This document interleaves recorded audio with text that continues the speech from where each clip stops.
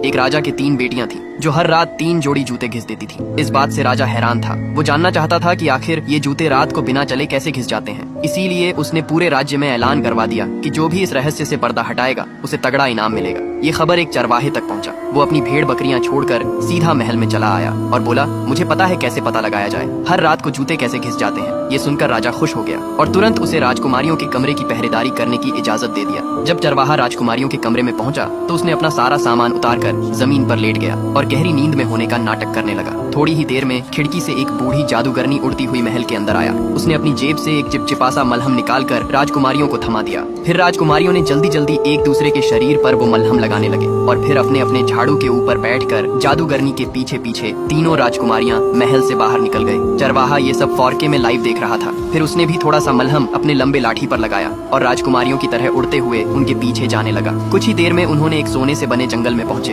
वहाँ एक कुआं था जिस पर 3 सोने के प्याले रखे हुए थे। राजकुमारियां उस कुएं का पानी पीकर वहीं आराम करने लगे। चरवाहा भी चुपचाप वहाँ पहुंचा। उसने सोने के प्यालों को अपनी थैली में रखा और एक सोने की टहनी भी तोड़ा। टहनी टूटने की आवाज से अचानक छोटी राजकुमारी की नींद खुल गई और वो घबरा गई। लेकिन बड़ी बहनों ने उसे देखकर हंसने लगे। वो सब दोबारा झाड़ू पर बैठकर एक चांदी के जंगल की तरफ निकल गए। यहाँ भी वही हुआ। 3 चांदी के प्याले में कुएं का पानी पीकर राजकुमारियां गहरी नींद में सो गए। चरवाहा फिर से तीनों प्याले को चुरा लिया और एक चांदी की टहनी तोड़ दिया। छोटी राजकुमारी फिर से जाग गई। बहनों ने फिर से उसका मजाक उड़ाया, तू तो बस डरपोक है। इसके बाद वो एक हीरे के जंगल में पहुंचे। यहाँ भी सब कुछ वैसा ही हुआ। चरवाहे ने हीरे के प्यालों को चुरा लिया और एक टहनी को तोड़ दिया। लेकिन इस बार टहनी टूटने की आवाज बिल्कुल पास से आई थी। छोटी राजकुमारी डर गई। उसे लगा कोई उनका पीछा कर रहा है, पर बहनों ने फिर से हंसते हुए उसकी टेंशन का मजाक उड़ाया। इसके बाद फिर से तीनों राजकुमारियां उड़ने लगी। कुछ देर बाद अचानक एक बहुत बड़ा मुंह खुला और तीनों राजकुमारी उसके अंदर जाने लगे। चरवाहा भी उनके पीछे पीछे अंदर चला गया। लेकिन अब सामने जो नजारा था वो बिल्कुल डरावना था। वहाँ 12 डरावने राक्षस प्रकट होते हैं। जैसे ही संगीत शुरू हुआ, तीनों राजकुमारी उनके साथ नाचने लगे। चरवाहा चुपचाप एक टेबल के नीचे से सब लाइव देख रहा था। राजकुमारियां तलवार की धार पर नाच रही थी। अब चरवाहे को समझ आ गया